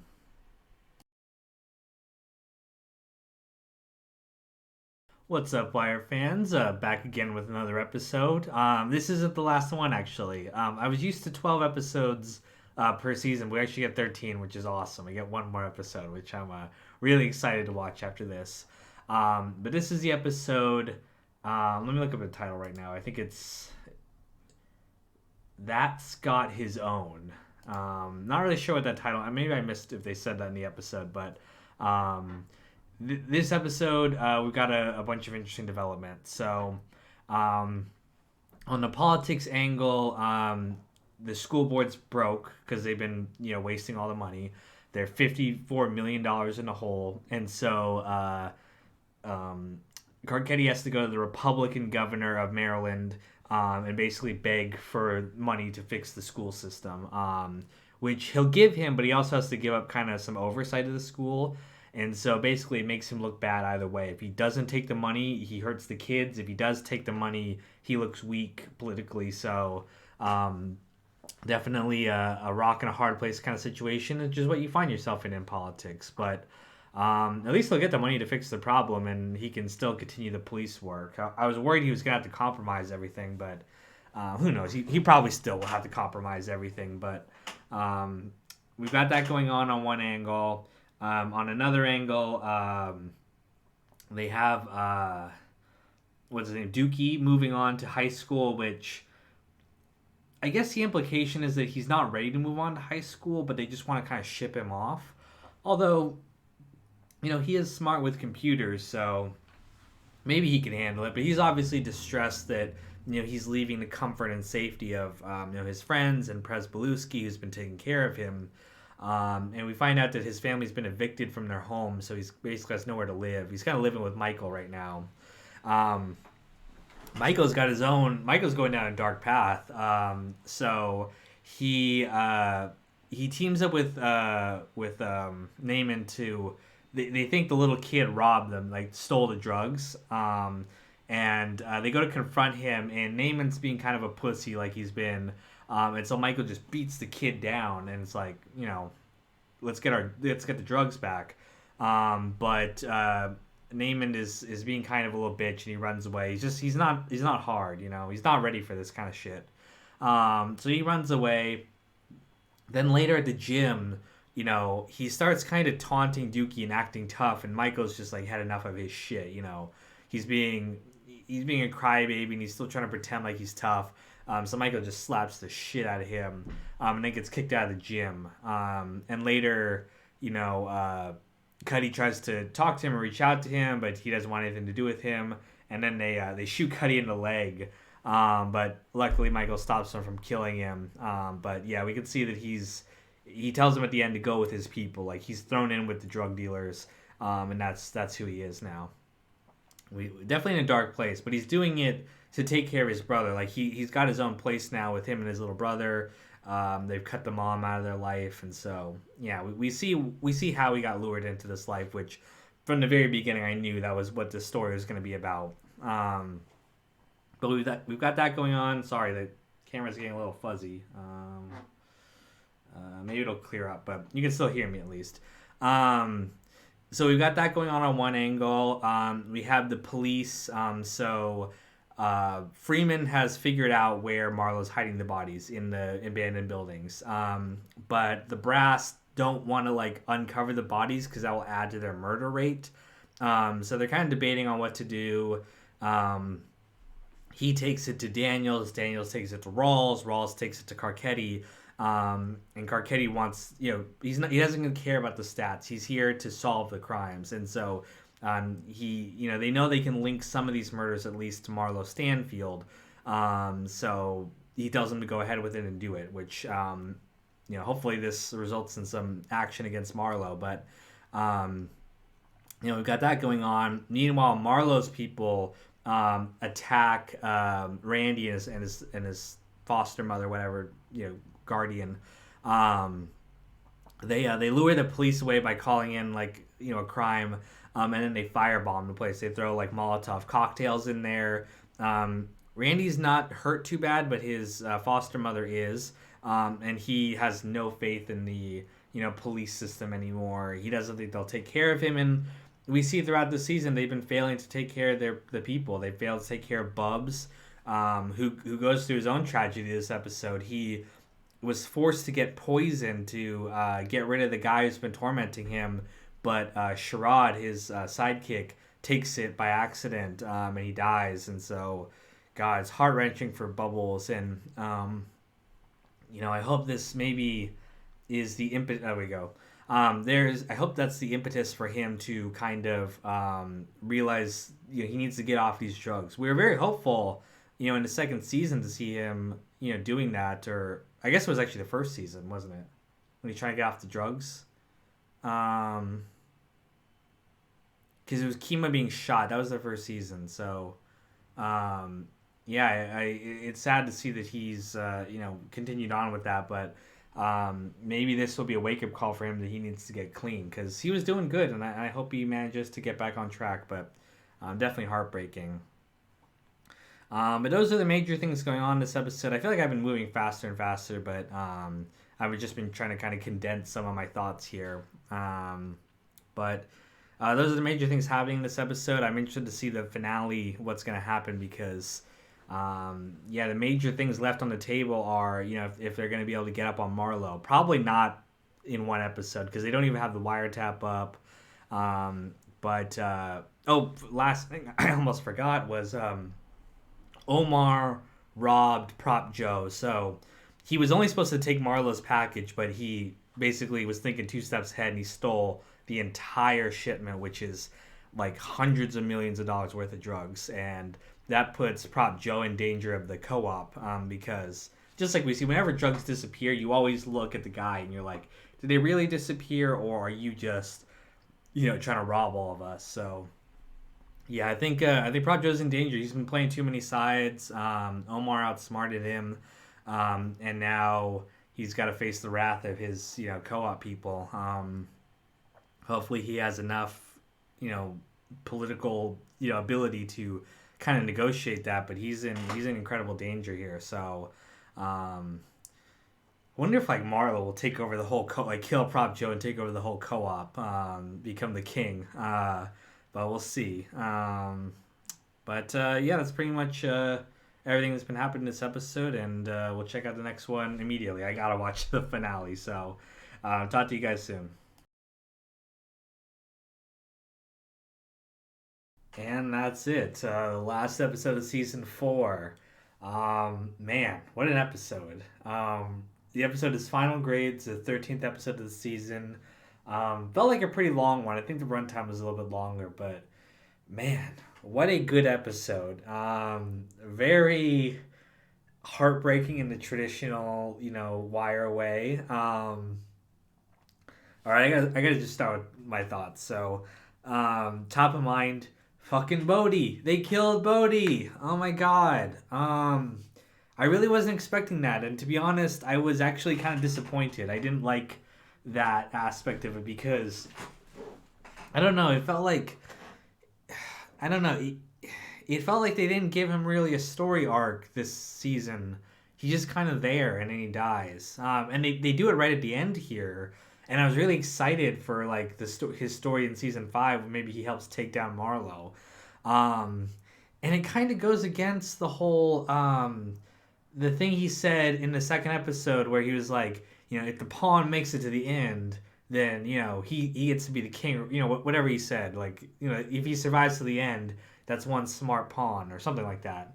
And he even referenced that in this episode. I guess, was it last episode? No, it was this one.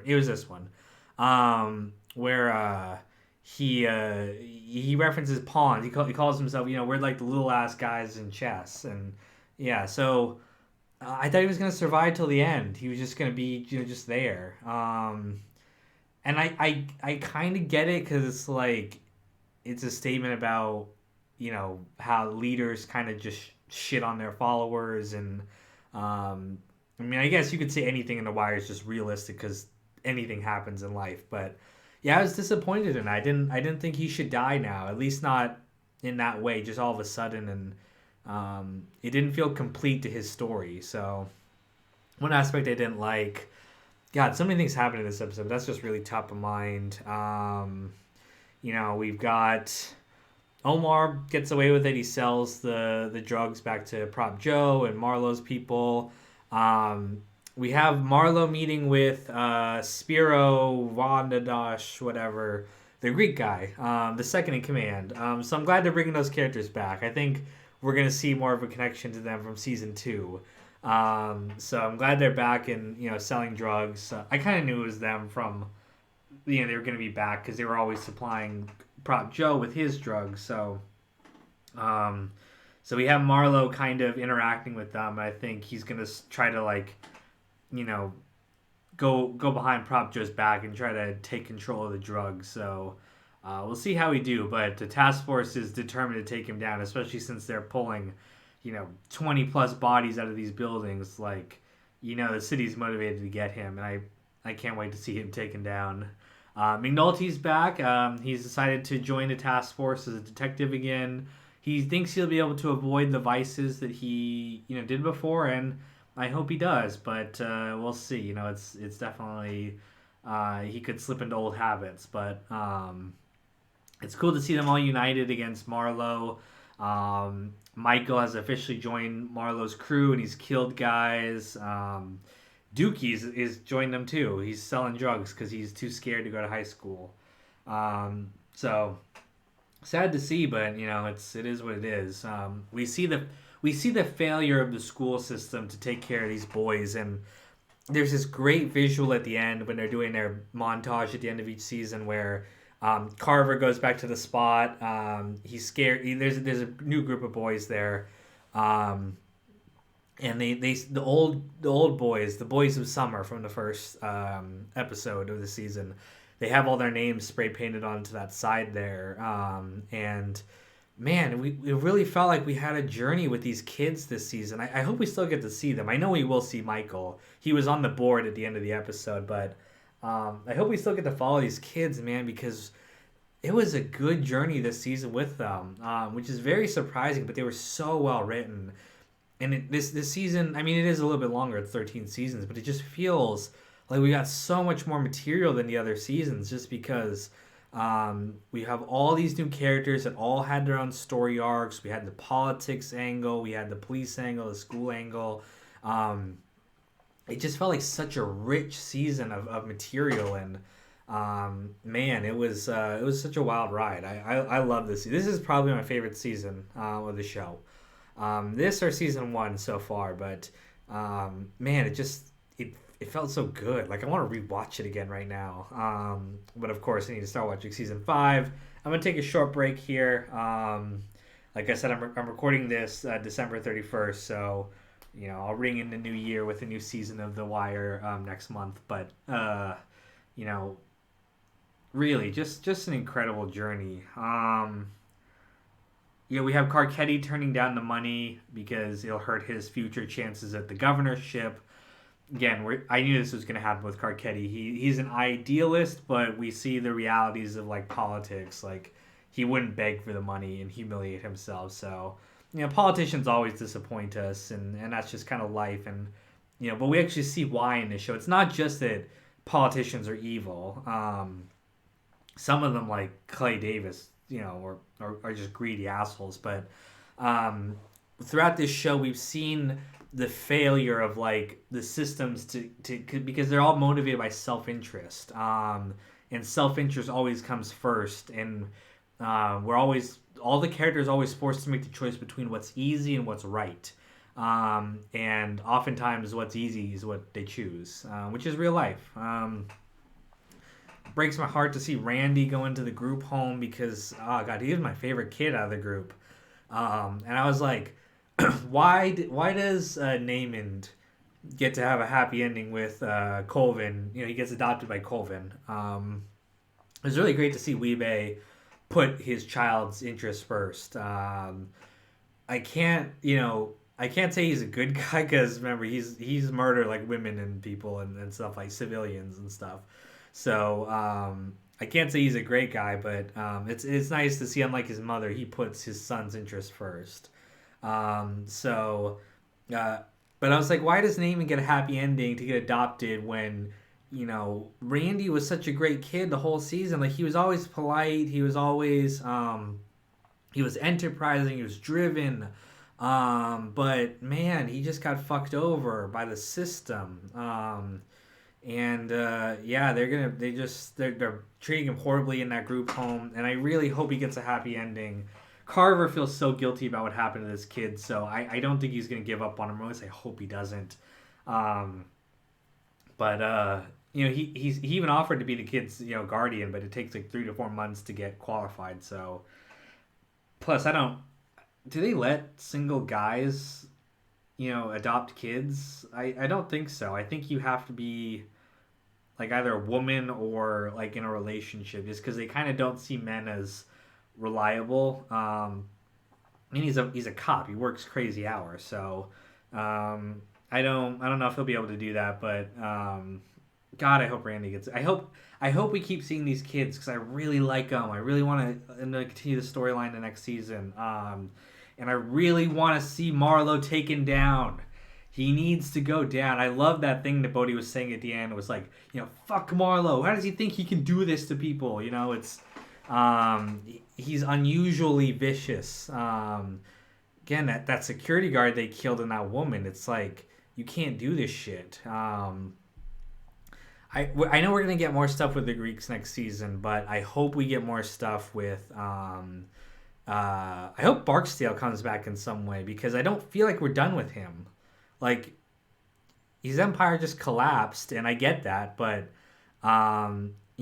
we need more than that from him. So I hope we get a great resolution next season. I hope it unlike most shows, it actually wraps up very strong. We'll see, of course, but you never know. But I really hope, because this season was so good. It would be disappointing if next season's worse. But I know we're gonna have a lot of interesting political stuff. We're gonna have a lot of interesting police work. Probably the Greeks are coming back. Probably there'll be more stuff with the schools still.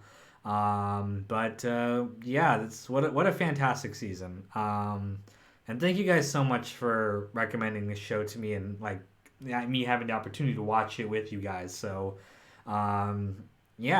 like I said, it's December 31st right now. So I know you guys are gonna be watching this later, but I hope you all have a great New Year's. I hope a new year brings new happiness.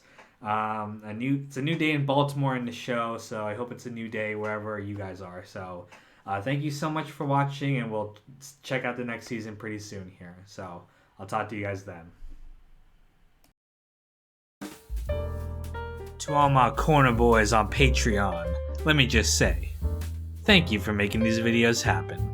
Tommy Smith, Abdallah Alamari, Russell, Sean, Heart of Markness, Broccoli, Logan, Clean, John Reyna, Jesse Sterling, Andrew Stewart, Ops Gracing Media, Daz J Kit, Conan Higgins, Irish Nachos, Sam Cedarlin, Don Lucania, and Celery Man.